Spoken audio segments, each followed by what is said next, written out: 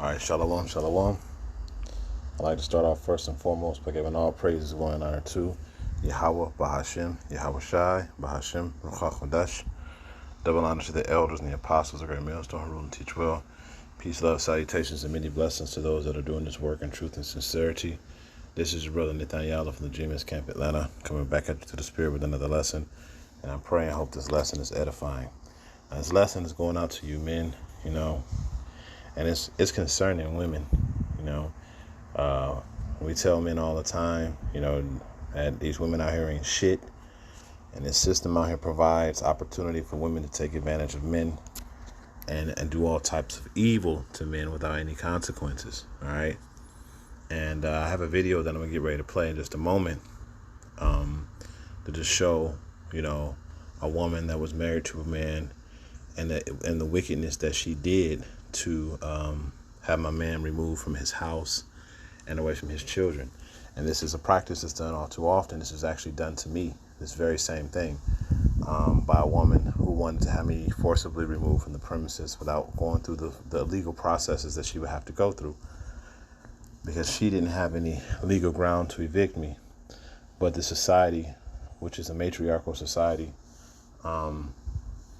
has made it to where women can get away with things that they ought not to. Okay? And let me just start off with a quick precept. Yeah, a gentleman. So this is Proverbs 30:20. It says, "Such is the way of an adulterous woman. She eateth and wipeth her mouth, and saith, I have done no wickedness." And see, the things that women do in the society to be able to get above the man and surpass the man, the evil things that they do, they say that these evil things, are not evil. The ends justify the means, if you want to put it in that perspective. So they can go out and become strippers, and prostitutes and whores, and they can go out and get OnlyFans, and they can go out and do all of these absurd things. But if in the end of all that they get what they wanted or what they were targeting for, well, then they didn't do nothing wrong, because they accomplished their goals, right? So the end justifies the means. So in this particular situation, it's the same deal. The woman wanted to be gone from her husband, and she wanted to take control of his house and to keep the children, and she wanted to do it without as little friction as possible, right? So this is what she did. So I'm gonna go ahead and play this video. Who got evicted from his home after a TRO, temporary restraining order, was issued against him as part of a divorce his wife had secretly filed. Now, I'm not going to play his entire video, but I am going to take snippets of it, and I will post the link to it because you should watch the entire video. But I do want to use this as an opportunity to educate men on the realities of the world. And the very first thing we need to talk about is this is not an uncommon thing. In fact, it's extremely common. This tactic, known as the silver bullet or the magic bullet, is the very first thing that many divorce attorneys will discuss when a woman comes into their office looking to file for divorce. It's a tactic used to get the man out of the house as quickly as possible, and it requires no factual basis. Essentially, all the woman has to do is go into the courtroom, the man won't even be there, and say 5 magic words to the judge. I am afraid of him. Immediately, but what we allow you to do is get an overnight bag. No, what I'm asking you is, I have to leave right now. So as you can see, once that TRO is issued, it'll be served, usually by the sheriff's department, where they'll go out, serve the man with it, and ask him to leave. The only thing he gets to take with him is an overnight bag, as you heard. And just a quick note in case you were wondering, the police officers or sheriffs that have to serve these TROs hate every minute of it. Now, I have to disagree with that because, when this happened to me, I was living with this white girl at the time, and the white girl wanted to have an affair with me, and I had zero interest in her because, every time she would come home, it would be with a different man. All right. So I thought that was kind of disgusting to every single night bring home a different guy. And, you have this man sitting here that you desire, but every single night you bring home a different guy. You think that I'm supposed to say, okay, I want to jump on board too, right? So she would always give me issue with when I would bring home a woman, and I was actually seriously dating a woman at the time. And she she decided to cause friction between me and the girl I was dating out of jealousy, true story. So, she kept threatening me and harassing me. And before you know it, I told her, I said, man, look, don't have me, do something to you. Right. But this was warranted. What I said to her was actually warranted because she was, wouldn't get out my face, had her, talking to me down to me, really being very threatening. So, I've never been the type of man to allow, a woman to come at me like a man would without giving her some pushback like I would a man. So she left. And then 3 days later, actually not even 3 days, I think it was 2 days later, I got served with a temporary restraining order by 2 Fulton County sheriffs. These were 2 big burly black dudes, and they came in and they were just like, they done your wigging one, this girl is afraid of you and blah, blah, blah, blah, blah, blah, blah. And you need to go ahead and get your shit and get out. I'm like, really? And I'm like, you got to be freaking kidding me. I'm getting put out of my own place, out of this place that I paid for. I paid rent here because this woman was upset that, I didn't want to mess around with her, and I was messing around with a black woman, and she hated black women, but she loved black men for some reason. Again, go figure. So, these Fulton County Sheriff's Office was very rude and disrespectful to me, and they acted like they couldn't wait to yoke me up by the collar and throw me out, right? But then, as they were talking, the woman that I was dating had came out the room. She was like, "What's going on out here?" Basically. Well, I went in there and woke her up and told her we had to go. And when she came out the room, they're like, "Who's this?" And I said, "Oh, this is the woman that I'm dating. We've been dating for quite some time now." And they said, "So who is this girl?" I said, "That's my roommate." And then the first thing they said was, "Is you white?" And I said, "Yeah." And he said, "Oh, that's the problem right there." And I said, "Yeah." I understood that. I knew what the problem was, And after that, they were, really, they was kind of nice after that because they seen what was going on. She was having me evicted out of jealousy, But I just say that to say that all these sheriffs out here are not kind when they come in. They're not acting like they don't want to do it. Not to mention, too, if something is unlawful, even if it's given to the sheriff, because the sheriff is actually the highest authority in the county, it's the sheriff, right? It's higher than the judge, And sheriffs know this. So if the judge is giving an unlawful order, then the sheriff can strike it down, right? But they don't do that. They just follow through with it, okay? So anyway, we're going to get back to the video. They will tell you it's the worst part of their job. Why? Because they know the number of lies that have been told to get that TRO issued, and they know the guy has done nothing wrong. My wife filed a false abuse claim against me. Now you hear that? He said the guy has done nothing wrong. So if they know and they have evidence that the guy didn't do anything wrong, then the order of the judge is unlawful, and the sheriff has the authority to null and void it. Say, "No, this is an unlawful order, or we're not doing it." But the sheriff doesn't do that. The sheriff puts himself under the jurisdiction of the judge or the magistrate, okay? Because the sheriff is the enforcer of the laws, and if the law if it goes against, the Constitution, I ain't, not trying to get into that shit, but I'm just saying if the law goes against the Constitution and it's an unlawful order, then they don't have to follow through with it, but they do it anyway, okay? She just filed a false abuse claim against me and had me evicted from the house. I truly feel sorry for this man. I can hear the pain in his voice. You see? So they can look at her and tell that there's nothing physically wrong with her, that there's no abuse going on, but they enforce it anyway. You see? So, and this woman is good with that. She's good with having him forcibly abused from the house. She's good with having him kicked out of his kid's life. These women are like that. They're malicious. They're evil creatures.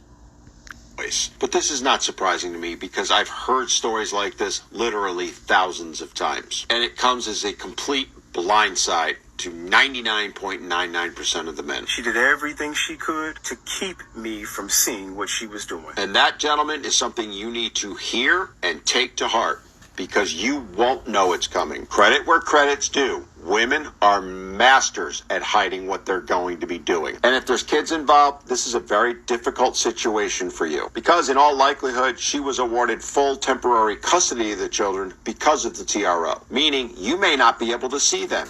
or at best, you'll see them under supervised visitation. And once orders like that are in place, they are very difficult to remove. It takes a lot of time and a lot of money. And as that clock ticks, it strengthens her case for her to get sole custody of the children. Because after all, the judge is going to look at it as who's been taking care of the children most recently. Now, I wish I could give you some pointers on how to... Now, I can give some testament to that. What he's saying is absolutely true, because when I was issued out that temporary restraining order, it said that on page 2, line 13, and I remember it verbatim because I had to contest it in court.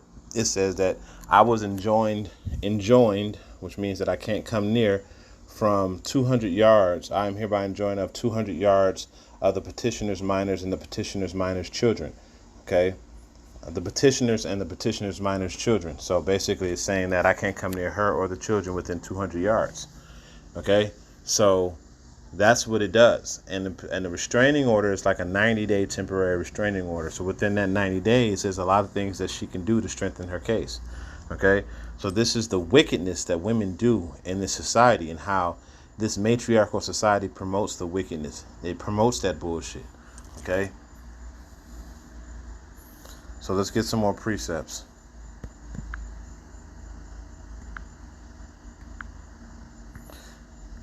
This is Ecclesiasticus 25, and I'm going to start at 19. It says, all wickedness is but a little to the wickedness of a woman. Let the portion of a sinner fall upon her. Okay? So, this is nothing to a woman to do this type of wickedness. It's nothing to her to be destructive and malicious toward a man. You know, it's nothing to her to turn an evil eye toward her man and to be wicked toward him, even though he might have created the life that she has, and he might have guided her through a lot of situations that she would have potentially fell from. Okay? It's nothing for her to just turn against that over minor arbitrary things. It's absolutely nothing. Okay? That's why it says she wipeth, in the book of Proverbs, it says she wipeth her mouth and does no evil. I'm going to continue on. It says, as the climbing up a sandy way to the feet of an aged man, so is a wife full of words to a quiet man. Okay? So for a wife that's always talking crap, always got something to say, when that's all you want to do is just really just chill out and just have, gladful conversation with her. And yet, damn mosquitoes, man. All you want to do is have meaningful conversation with her, and it turns into an argument. You might try to give her a little direction, and then it turns into an argument. And that is how women, a lot of Jake women, how they behave, how they do their men. This is how they do. And this society gives them the ability to do that. All right? It says, stumble not at the beauty of a woman, and desire her not for pleasure. Okay? And this is for y'all men that's allowing y'all women to take care of y'all. It says, a woman, if she maintain her husband, she's full of anger, impudence, and much reproach. Okay? And this is what some men go through when they're being supported by their wife. If she's taking care of him and she's paying all the bills, then she's full of anger, impudence, and much reproach. She always got something to say about something. Okay? Thinks she knows something. She don't want to listen to you. Okay? And so that might have been a little bit of cut off because I was holding my phone against my my clothes, but I'll say it again. I'm going to start at verse 21. It says, and stumble not at the beauty of a woman, and desire her not for pleasure. Okay, so when Jake's out here looking at these women, and she got a fat butt and nice hips, and she got all that cake up, and she looking good and stuff, don't desire her for pleasure or for beauty. It says, a woman, if she maintain her husband, is full of anger, impudence, and much reproach.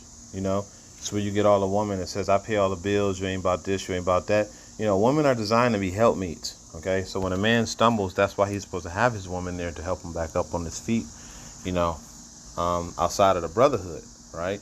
But then, these women when they get into a position to where they're taking care of their man and helping their man, they become angry and reproachful, you know. So y'all men out there who got y'all women taking care of y'all wondering why y'all having much problems. It's because of this right here, you know. So, you know, women don't take too kindly of having to take care and support their man like that. Not in Babylon the Great. They want their man to be on top. You know, that's it, and it's supposed to be like that. You know, but you have some instances where it's more beneficial for the woman to do her thing than the man. Okay? But when that happens, you just got to keep in mind that these are the things that come with it. All right? So let's go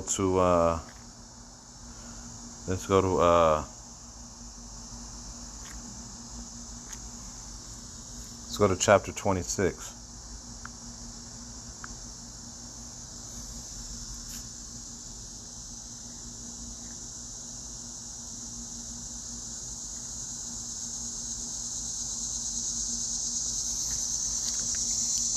This is 26 and 13. It says, give me any plague but the plague of the heart, and any wickedness but the wickedness of a woman. You see, because the wickedness of a woman is a malicious, evil wickedness. You know, the things that she can do. Just low down and dirty. You know, how far she can go, you know, to destroy you. You know, this is what a woman can do, especially if you're a man that loves this woman and you're a man that's trying to do right for your household, you know. And you know, you get this woman and you're trying to do right by her and trying to guide her in her life, and she's full of reproach and impotence, you know, and it becomes absolutely terrible. Okay. Continuing on, it says, I'm gonna go down to verse 16. And it reads, it says, the wickedness of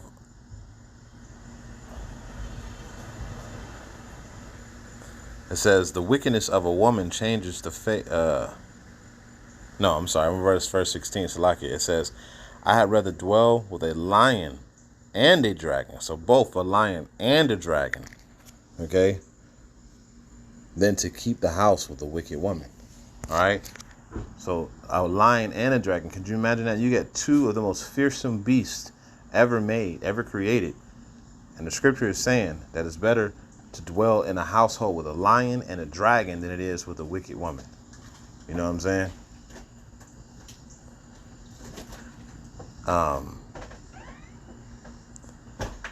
Okay, so I didn't go to 26. We were still in 25. So let's go to 26. And here, I'm going to go at verse 7. It says, an evil wife is a yoke shaken to and fro. He that hath hold of her is as though he had held a scorpion. You know, if you can imagine an iron collar around somebody's neck, right? An iron collar around somebody's neck, and somebody grabbing the iron collar and with full force just shaking the iron collar back and forth and back and forth and back and forth. They're just shaking the shit out of the collar, right? It's very painful. And then it goes on to say that if you have hold of her, it's as if you have hold of a scorpion. You see that? And this is a very wicked deed that this woman did, you know, to go behind his back and file for a divorce because she didn't want to deal with him and have him kicked out of his house that he probably worked hard for. This is verse 8. A drunken woman in the gutter abroad causes great anger, and she will not cover her own shame. And we experience that to this day. Women not covering their shame, going out to these clubs and bars and getting drunk just so they can mess around and have babies. But there's there's things that are happening now that are changing this up. Okay? I'm going to go to verse 12. I'm going to start at verse 11. It says, watch, verse 10. If thy daughter be shameless, keep her in straitly, lest she abuse herself over much liberty. Isn't that what's happening with a lot of daughters in America? In Babylon the Great, they're abusing themselves over much liberty because they have the liberty to do whatever they want without any type of backlash or reproach. It says, she will open her mouth as a thirsty... verse 11, watch over an impotent eye. Marvel not if she trespass against you. Don't think that these women won't do this evil shit. Just because she's your woman, it doesn't give her a pass. She'll do this shit too. Okay? It doesn't say some women. It says all women. Okay? It's putting all of them in one category. Verse 12, it says, she will open her mouth as a thirsty traveler when he have found the fountain and drink of every water near her. By every head she will sit down and open her quiver against every arrow. Now you can take into consideration what that means. Okay? Drinking of every fountain. What looks like a fountain? Okay? What is an arrow? And what is a quiver? Okay? Opening up that box. Blowing rod. Okay? So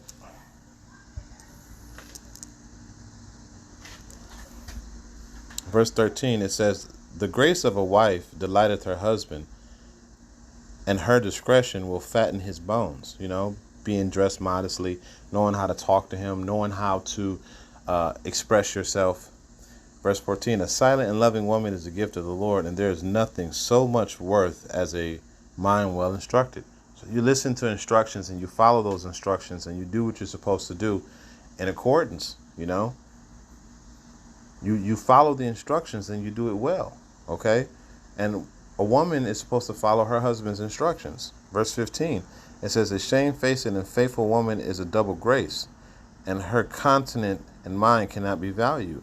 See, this isn't and we're going to something else, because these things right here that the scriptures are talking about, this is something that y'all women do not want. You don't desire to be shamefaced. You don't desire to have